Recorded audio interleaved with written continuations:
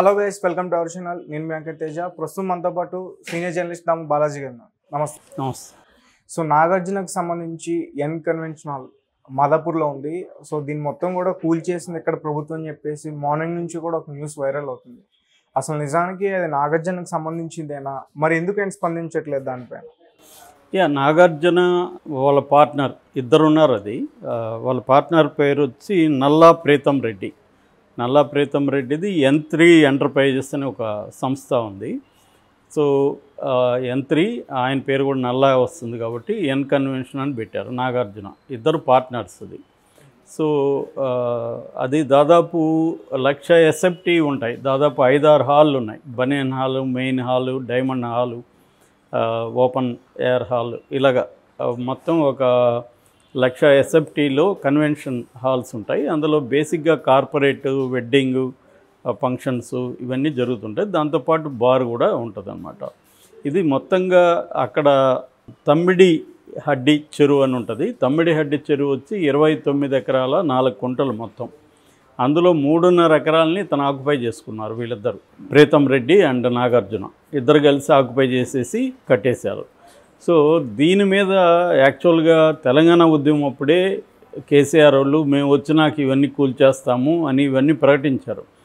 ఇది మన Ramoji film city, N convention hall, తర్వాత పద్మాలయ, వీళ్ళందరూ దేనికైతే ఇచ్చారో ఆ పర్పస్ కాకుండా బిజినెస్ కమర్షియల్గా వాడుతున్నారు, వీటన్నిటిని మేము కూల్చేస్తామని చెప్పారు.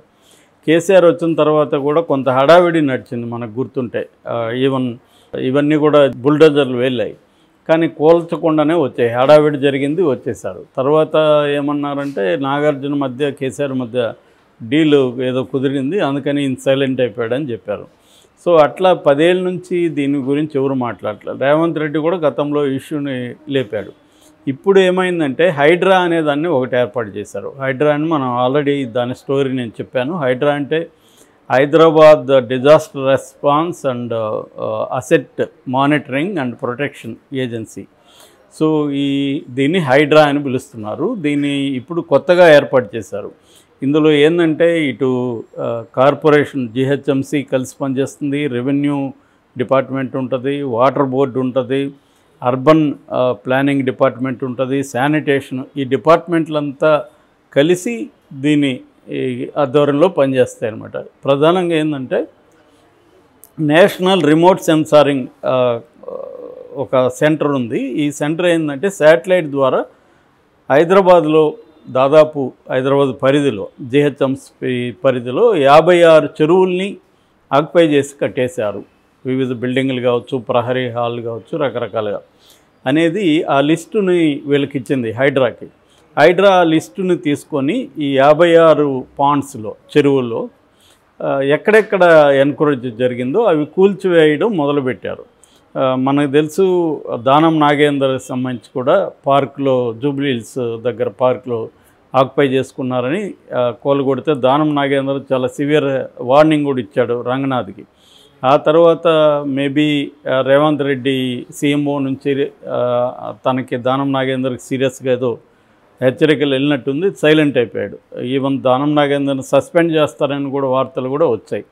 అంటే రేవంత్ రెడ్డి క్లియర్గా ఏంటంటే హైడ్రాకి ఫుల్ పవర్స్ ఇస్తున్నట్టే కనబడుతుంది. అందుకని ఒక సిన్సియర్ ఆఫీసర్ AV రంగనాథ్, ఆయన గతంలో వరంగల్ CPగా పనిచేస్తారు. మనం మెడికల్ కాలేజీ ప్రీతి ఇన్సిడెంట్లో కూడా ఆయన గురించి చెప్పుకున్నాం మనం. అప్పుడు అక్కడ ఉన్నాడు ఆయన CPగా. ఓకే.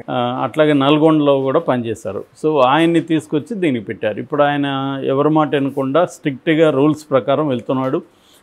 నిన్ననే బాచ్పల్లి ఎర్రకొంట దగ్గర కూడా ఒక మ్యాప్స్ కన్స్ట్రక్షన్ అనే ఒక అపార్ట్మెంట్ను కూడా కూల్చేశారు వాళ్ళు. అట్లాగే ఇప్పుడు KTR యూజ్ చేస్తున్నా, ఆయనది KTRది కాదు, వాళ్ళ ఫ్రెండ్ ప్రవీణ్ రెడ్డిది. బట్ దాన్ని కూడా కూల్చేస్తామని చెప్తే వాళ్ళు హైకోర్టుకి వెళ్ళి స్టే తెచ్చుకోలేదు, కానీ హైకోర్టులో కేసు ఉండడం వల్ల దాన్ని కూల్చివేత అనేది టెంపరీగా ఆగింది.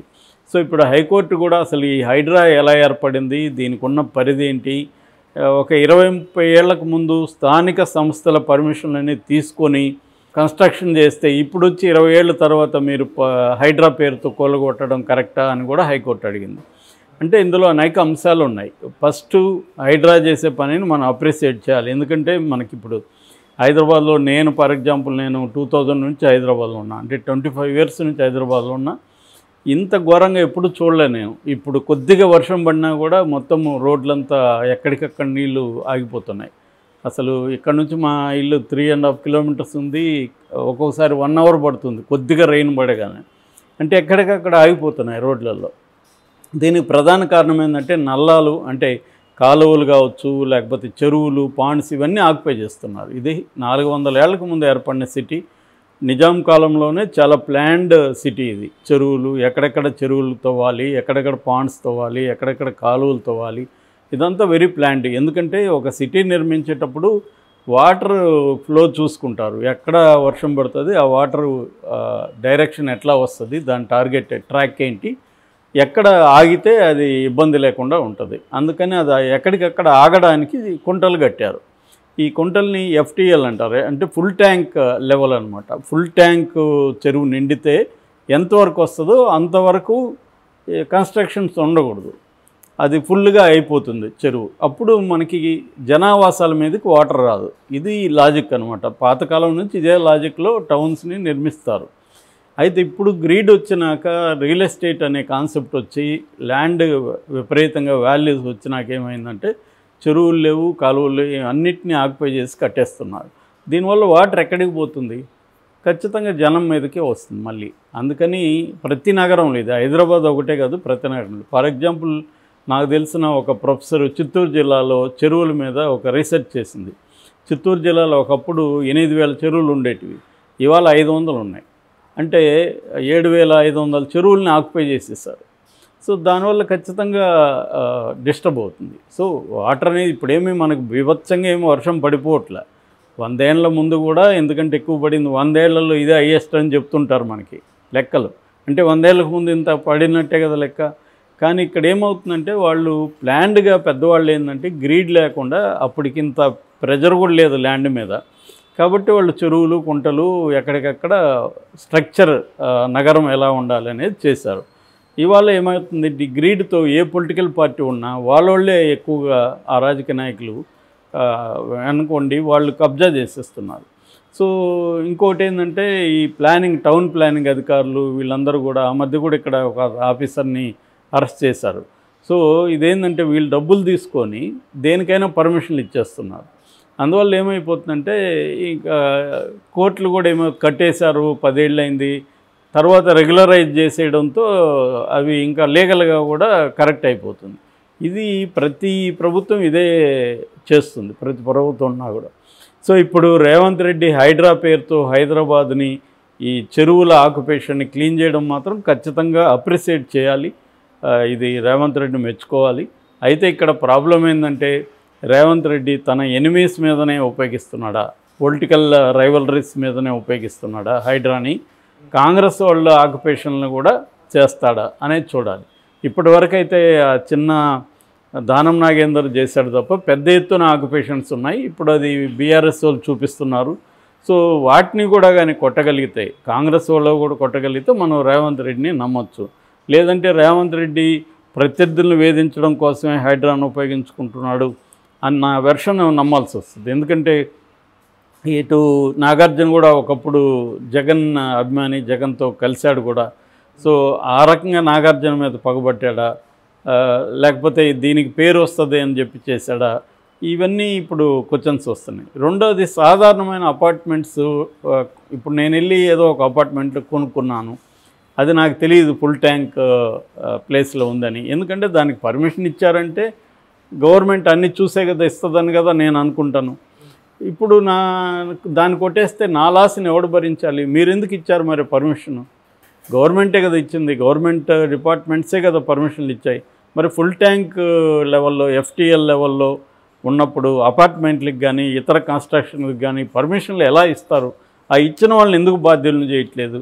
అక్కడ అమ్మిన వాళ్ళు, కొన్నోళ్ళు వీళ్ళే ఇప్పుడు బాధ్యులు అవుతున్నారు, కానీ ఆ ఇచ్చిన వాళ్ళని ఎందుకు చేయట్లేదు అనేది ఇంపార్టెంట్. ఎందుకంటే ఇప్పుడు అన్ని వైపులా ఇదే జరుగుతున్నప్పుడు మనం కొనాలనుకున్నప్పుడు మనకి అక్కడ నచ్చింది ప్లేసు, అక్కడ ఫుల్ ట్యాంకా కాదో మనకు తెలీదు. ఎందుకంటే పర్మిషన్లు అన్నీ క్లియర్గా ఉన్నాయి, మనం వెళ్ళి కొంటాం.